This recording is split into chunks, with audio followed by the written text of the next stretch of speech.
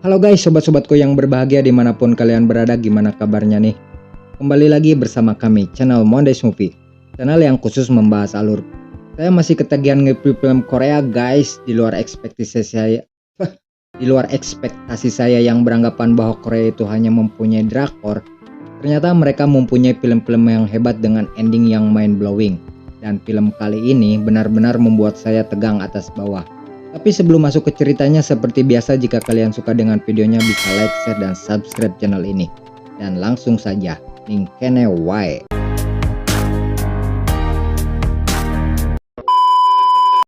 Saya kembali mengingatkan guys bahwa konten ini adalah full spoiler. Jadi buat sobat yang belum nonton filmnya, saya sangat menyarankan untuk menontonnya terlebih dahulu. Karena mungkin saja pembahasan yang akan saya berikan sedikit musingkeun. Film diawali dengan adegan dua orang fotografer yang sedang melakukan sesi pemotretan. Terlihat si wanita tampak ambek-ambekan ke si pria karena kesalahan yang dia lakukan.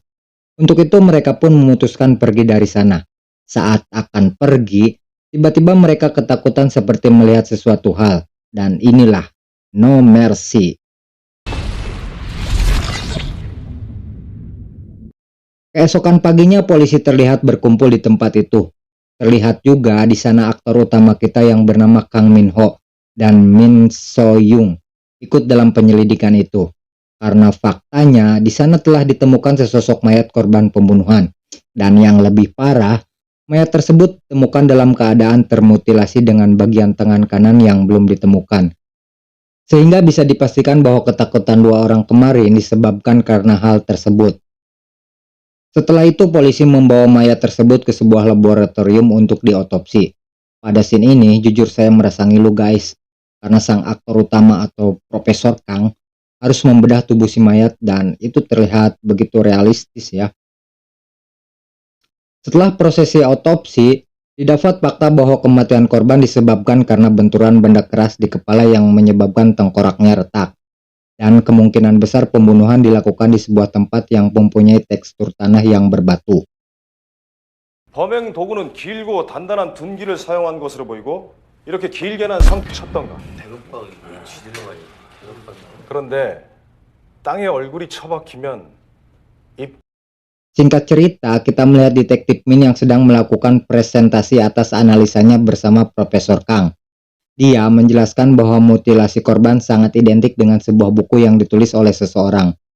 Buku itu menjelaskan tentang sebuah proyek yang sedang dilakukan oleh sebuah pabrik. Dan si penulis merupakan aktivis lingkungan hidup yang selalu menentang proyek itu. Dirasa analisanya masuk akal, polisi pun bergerak ke pabrik tersebut. Dan benar saja, di sana polisi menemukan potongan tangan korban yang telah hilang.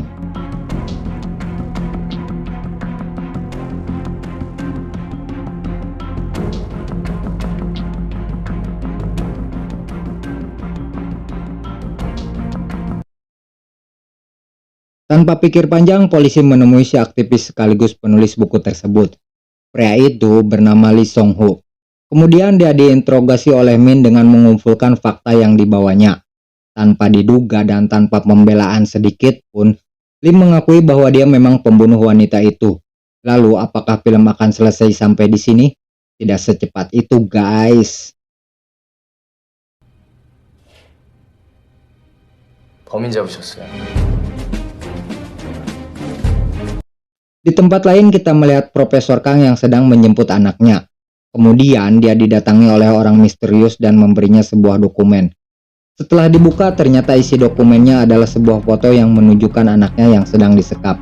Dan kita pasti akan terkejut siapa orang yang mengirim foto itu. Ternyata pengirim foto itu adalah Lee Song Ho, si tersangka pembunuhan. Dengan bergegas Kang pun menemui Lee untuk mencari keberadaan anaknya. Setelah bertemu, Kang tampak emosi melihat Lee yang begitu tenang setelah apa yang telah dia lakukan.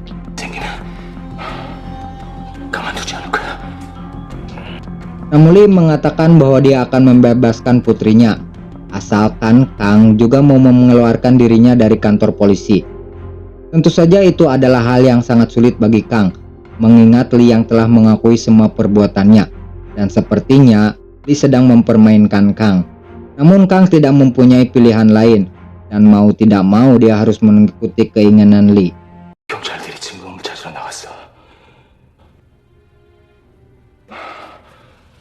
진검을만 찾으면 넌 끝이야. 따님도 끝일 텐데. Sebagai langkah awal, Kang mencari barang bukti yang digunakan Lee untuk memutilasi korbannya. Setelah itu, dia sengaja melukai anjingnya untuk mendapatkan sampel darah dari si anjing. Hal itu dilakukan untuk mengganti sisa darah yang ada pada gergaji yang digunakan Lee untuk membunuh korbannya. Dengan begitu, barang bukti tersebut tidak bisa digunakan polisi untuk menjerat Lee.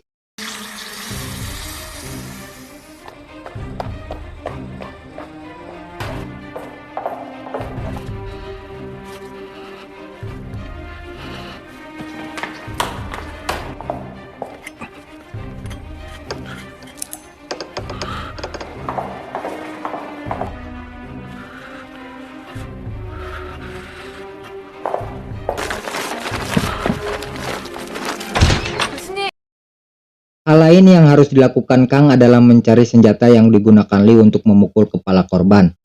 Namun Lee dengan sengaja tidak memberitahu Kang tentang benda itu, dan sepertinya dia memang sedang mempermainkan Kang. Yang lebih penting dari sekedar mencari alat itu ialah Lee mengatakan bahwa Kang harus mencari tahu motif dia menghabisi korban. Karena dengan begitu Kang bisa lebih mudah untuk mengeluarkan Lee. Tanpa membuang waktu, Kang segera pergi untuk mencari informasi tentang korban. Namun dia tidak sempat menggali informasi yang lebih banyak. Karena di saat yang bersamaan Min memberitahu Kang bahwa polisi akan segera mencari senjata yang digunakan Lee untuk membunuh korbannya. Kang harus bergegas untuk menemukan senjata itu. Karena jika polisi menemukannya lebih dulu, maka hal itu akan membuat Kang lebih sulit untuk mengeluarkan Lee. 반장님이 증거 찾아오라고 한바탕 난리 피고 지금 다들 살해 도구 찾으러 나갔어요. 살해 도구? Tapi usahanya lagi-lagi sia-sia saja, karena polisi telah menemukan sebuah linggis yang diduga sebagai senjata yang dimaksud. Sementara itu, Min mulai curiga dengan gerak-gerik Kang. Hal tersebut semakin diperkuat dengan luka yang didapat oleh anjing Kang. Dan sepertinya luka itu sengaja Kang lakukan kepada anjingnya untuk mengganti darah yang ada pada gergaji. Di tempat lain, Kang mulai mencari tahu tentang foto yang didapatnya di rumah Lee. Di dalam foto itu, dia sedang bersama orang yang memberinya dokumen di bandara. Setelah mendapatkan informasi, Kang mencari orang itu ke rumahnya. Saat berada di rumah orang itu, Kang mengetahui sebuah fakta bahwa Lee menghabisi wanita itu atas dasar balas dendam. Dan hal itu berkaitan juga dengan sidang yang melibatkan Kang. Namun di sini kita masih belum mengetahui secara detail tentang persidangan tersebut.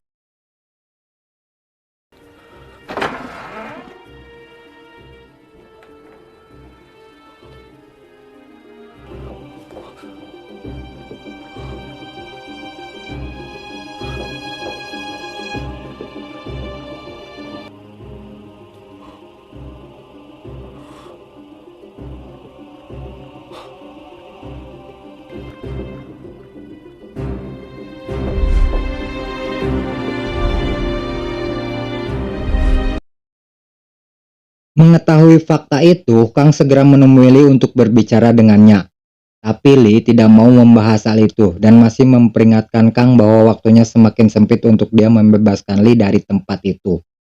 Karena tak membuahkan hasil, Kang segera pergi dari tempat itu untuk berusaha membebaskan Lee. Saat di jalan, dia bertemu dengan Min dan menanyakan apa yang telah terjadi. Barulah pada scene ini Kang memberitahu Min tentang apa yang sebenarnya telah terjadi. Dan Min hanya bisa mengulang mendengar fakta itu. 대체 이성우가 왜? 부탁 이성아 구속되면 우리 혜원이 다시 못 봐. 부탁이야. 날 좀 믿어줘.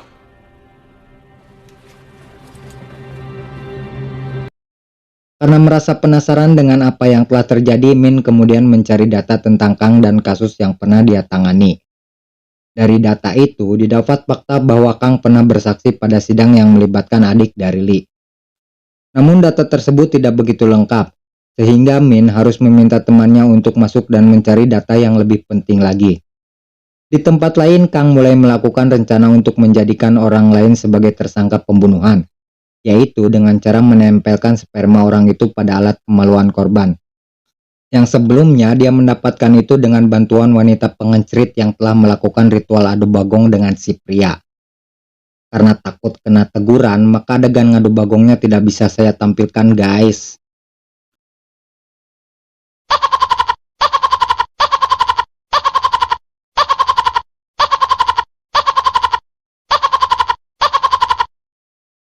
Scene kemudian flashback ke masa lalu Kang. Di sini kita mengetahui fakta bahwa wanita yang dibunuh adalah saksi atas kasus yang menimpa adik Li. Dalam sidang itu, semua saksi termasuk Kang memberatkan korban. Sehingga kasus pemerkosaan yang menimpa adik Li itu berdasarkan atas suka sama suka dan tidak ada unsur pemaksaan. Dengan demikian semua tersangka terbebas dari jeratan hukum dan itulah yang menjadi motif dari semua tragedi ini. 수진이는 즐거운 표정이었어요. 즐기는 것 같아. 수진이가 해안가 쪽에서 남자들이랑. 거짓말하지 마라! 우리 수진이는 그런 애가 아니야! 정상적인 성적 반응을 한 것으로 보입니다. 그 신빙성이 인정된다. 따라서 본 법정은 무죄를 선고한다.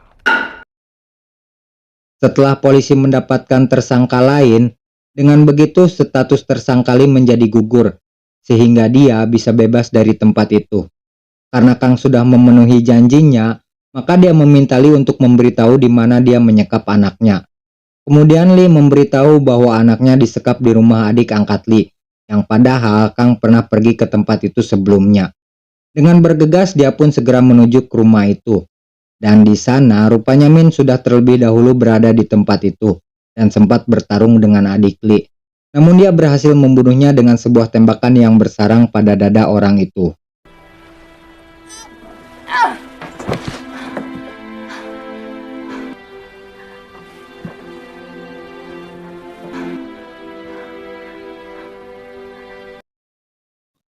Setelah sampai di rumah itu, Kang kemudian mencari keberadaan anaknya. Namun yang aneh, Min justru berusaha menahan Kang untuk tidak bertemu dengan anaknya. Dan ternyata, anak Kang sudah terbujur kaku di atas sebuah tempat yang dipenuhi dengan bunga. Dan yang lebih mengerikan, jasad anak Kang hanya berupa kaki dan kepalanya saja. Karena faktanya, tubuh anak Kang sudah ditukar dengan tubuh korban mutilasi. Sehingga bisa dipastikan bahwa Kang selama ini mengotopsi tubuh anaknya sendiri. Dan itu sangat membagongkan buat Kang. Mengetahui fakta itu, Kang ngamuk sejadi-jadinya kepada Li.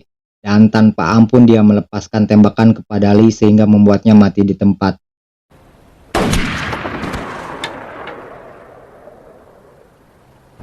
뭐요? Setelah itu dia menembak dirinya sendiri hingga tewas. Dan hanya menyisakan Min yang masih bertahan hidup. Sehingga bisa dipastikan bahwa Min adalah pemeran utama di film ini. Dan film pun tamat.